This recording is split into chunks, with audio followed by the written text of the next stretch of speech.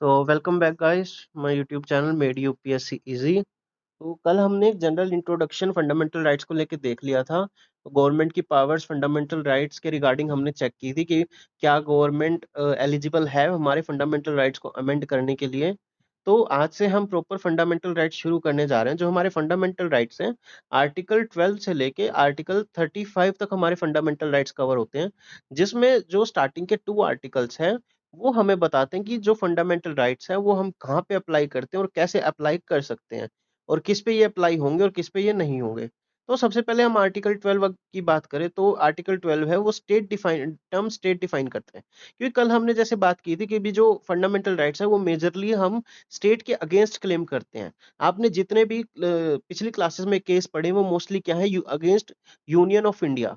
अब देखो, जैसे अगर किसी एक पर्टिकुलर व्यक्ति को किसी दूसरे व्यक्ति से प्रॉब्लम होती है, तो वो ये आता है कि भी मिस्टर मिस्टर एक्स वाई जी वर्सेस मिस्टर एबीसी।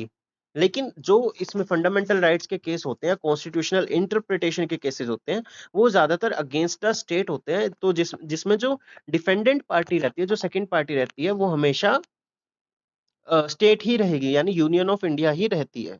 अब इसमें स्टेट स्टेट वर्ड क्या है? मतलब स्टेट के अंडर हम क्या क्या इंक्लूड करते हैं? जैसे अगर हम सिंपल बात करें, क्या सिर्फ पार्लियामेंट ही स्टेट है, या जो हमारे जो जुडिशरी है वो भी स्टेट के अंडर आएगी, जो एग्जीक्यूटिव है वो भी स्टेट के अंडर आएगी? मतलब क्या क्या चीज हमारी स्टेट के अंडर आएगी? तो जो आर्टिकल 12 है उसके वर्च्यू से हमें क्या पता चलता है?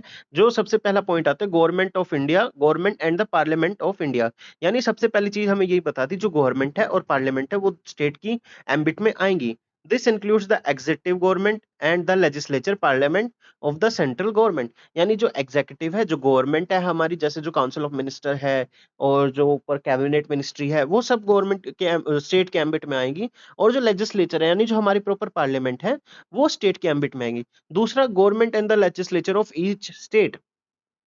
यानी जे जो भी गवर्नमेंट या लेजिस्लेचर किसी पर्टिकुलर स्टेट का है, जैसे दिल्ली दिल्ली का जो स्टेट काउंसिल, जो स्टेट लेजिस्लेचर है, वो भी गवर्नमेंट के एम्बिट में आएगा। This refers to the executive and legislature of individual of the state within the India. यानी जितनी भी इंडिया के अंडर स्टेट आती है, उसमें जितनी भी एग्जीक्यूटिव और लेजिस्लेचर बॉडी हैं, वो सब स्टेट के एम्बिट में आएंगी। थर्ड है फिर लोकल अथॉरिटीज।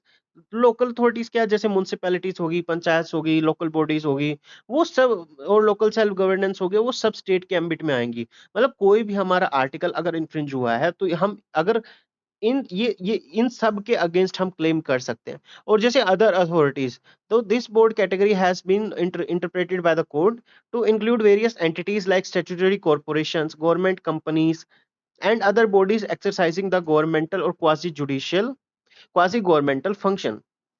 यानी कि जो कोई भी गवर्नमेंट कंपनी और कोई भी स्टैट्यूटरी कॉरपोरेशन, यानी कि किसी पर्टिकुलर एक्ट से स्टैब्लिश हुई, वो सब चीजें हमारी इसके अंदर स्टेट की डेफिनेशन में आएंगी। और अदर एक्सरसाइजिंग गवर्नमेंटल बॉडीज और क्वासी गवर्नमेंटल, जो कि प्रॉपर गवर्नमेंट की तरह एक्सरसाइज कर रही है और जो एज ए गवर्नमेंट की तरह एक्सरसाइज कर रही है, वो सभी बॉडीज स्टेट के एम्बिट में आएंगी।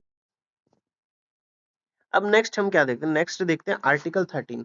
आर्टिकल 13 हमें क्या बताता है? जैसे कल हमने एक डॉक्ट्राइन ऑफ एक्लिप्स पढ़ा था, कि उसमें क्या था कि जो लास्ट केस था उसमें ये डिसाइड हुआ था कि जो कोई भी लॉ है जो कि डेरोगेट कर रहा है कॉन्स्टिट्यूशन, जो फंडामेंटल राइट्स है, वो चाहे प्री हो चाहे पोस्ट हो, डॉक्ट्राइन ऑफ एक्लिप्स सब पे अप्लाई होगा। तो सेम हमें यही आर्टिकल 13 बता रहा है, any law that violates fundamental right is void.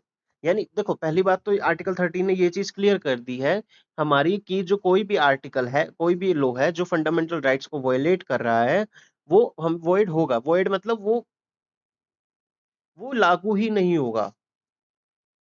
तो अब प्री कॉन्स्टिट्यूशनल लॉ के बारे में जो आर्टिकल 13 क्लोज 1 है, वो क्या बताता है? Any law that was in force before the constitution came into effect and inconsistent with the fundamental right is void to extent of the inconsistency. अब यहाँ पे आर्टिकल 13 क्लोज 1 हमें क्या बता रहा है? कोई भी लॉ जो कि कॉन्स्टिट्यूशन के एनफोर्समेंट से पहले लागू हो चुका था, लेकिन अब वो फंडामेंटल राइट से इनकंसिस्टेंट, यानी कि उसके अगेंस्ट जा रहा है, तो उसकी जितनी इनकंसिस्टेंसी होगी, यानी जिस लिमिट तक वो अगेंस्ट जा रहा है, वो उस लिमिट तक वो वॉइड कहलाएगा। और post constitutional law, the state can not make any law that take away abridge fundamental rights, any such law would be void। अब इसमें जो आर्टिकल 13 है वो क्लोज 2 है, वो क्या कह रहा है कि कोई भी स्टेट किसी भी फंडामेंटल राइट के अगेंस्ट, हम कोई भी ऐसा लॉ नहीं बना सकता जो कि फंडामेंटल राइट के अगेंस्ट जाता हो। अगर वो फंडामेंटल राइट्स के अगेंस्ट जाता है तो वो ऑटोमेटिकली वॉइड हो जाएगा। अब देखो इसमें सबसे बड़ा क्वेश्चन आता है कि डेफिनेशन ऑफ लॉ क्या है, मतलब how can we define a law. तो लॉ क्या क्या इंक्लूड करता है, law to include not just acts of legislature but also the ordinance, orders और bylaws, rules, regulation, notification, custom and usage of force laws, usage having the force of laws. अब यहाँ पे एक definition दे दी गई कि अगर अब लॉ में यहाँ पे जो आर्टिकल 13 में बात की गई है वो तो सिर्फ लॉ की बात की गई है, इसमें अब अभी अमेंडमेंट की बात हमने नहीं करी है। तो हमें ये चीज ध्यान में रखनी होगी कि अगर कोई भी कॉन्स्टिट्यूशन आ जाता है कि मान लो, हाँ कोई भी कॉन्स्टिट्यूशन आ जाता है कि does article 13 debars the government to amend the constitution against fundamental right. अगर कोई भी क्वेश्चन आ जाता है, जैसे मान लो प्रीलिम्स में क्वेश्चन आ गया कि what all things include under the definition of law, और आपने नीचे को चार पांच ऑप्शन दे दिए। अब अगर इनके अलावा कोई भी ऑप्शन होगा तो वो इनकरेक्ट होगा, तो ये ऑप्शंस आपको याद रखने पड़ेंगे। दूसरा कहता है डॉक्ट्राइन ऑफ सर्वेबिलिटी। अब डॉक्ट्राइन ऑफ सर्वेबिलिटी क्या कहता है हमको, if a law contains both consistent and inconsistent provision, the court can serve the inconsistent part and uphold the rest part। यानी कि अगर एक लो में कुछ, जैसे मान लो एक लो के दो पार्ट है, एक पार्ट जो है वो कॉन्स्टिट्यूशनल जो फंडामेंटल राइट्स है उनके कंसिस्टेंस में है, और जो दूसरा पार्ट है वो जो फंडामेंटल राइट्स के इनकंसिस्टेंसी में है, तो जो इनकंसिस्टेंसी में पार्ट है कोर्ट उसे वहां पे ब्लॉक कर सकता है, उसे डॉक्ट्राइन ऑफ सर्वेबिलिटी कहते हैं। अब आर्टिकल 13 क्लॉज 4 हमें क्या कहता है, वो क्लैरिफाई करता है एक चीज कि कोई भी amendment under article 368 made by government वो आर्टिकल 13 के एम्बिट में नहीं आती है। यानी कि कोई भी अगर चेंजेस गवर्नमेंट लाती है, वो क्यों लाती है, मतलब किस लिए है, ये चीज हम आगे आने वाली वीडियोस में पढ़ेंगे। अगर गवर्नमेंट कोई भी चेंजेस लाती है under article 368 in the constitution, तो वो लॉ की एम्बिट में नहीं आता, वो कॉन्स्टिट्यूशनल अमेंडमेंट की एम्बिट में आता है। अब यहाँ पे जैसे हमने पिछली उसमें पढ़ा था कि 13 क्लोज 3 लॉ डिफाइन करता है, तो ऐसे ही यहाँ पे देखो आपने नोटिस की होगी यहाँ पे कॉन्स्टिट्यूशनल अमेंडमेंट नहीं है। तो सिंपली अगर कहीं भी क्वेश्चन आ जाए आर्टिकल क्लोज 13 को लेके या लो को लेके भी अगर प्रीलिम्स में, क्योंकि देखो आजकल क्या है यूपीएससी का एम्बिट बहुत ज्यादा वाइड होता जा रहा है, तो वो कहां से क्या पूछ ले आपको नहीं पता, तो you have to be prepare for every question. तो अगर ऐसा कोई क्वेश्चन आ जाता है तो उसमें कॉन्स्टिट्यूशनल अमेंडमेंट नहीं आएगा। तो आज हम एक मेजर कैटेगरीज देख लेते हैं भैया हमारे पास कैसे फंडामेंटल राइट्स और किस टाइप के फंडामेंटल राइट्स हैं। तो जो मेन हमारे पास फंडामेंटल राइट्स स्टार्ट होते हैं वो राइट टू इक्वालिटी से आर्टिकल 14 से होते हैं।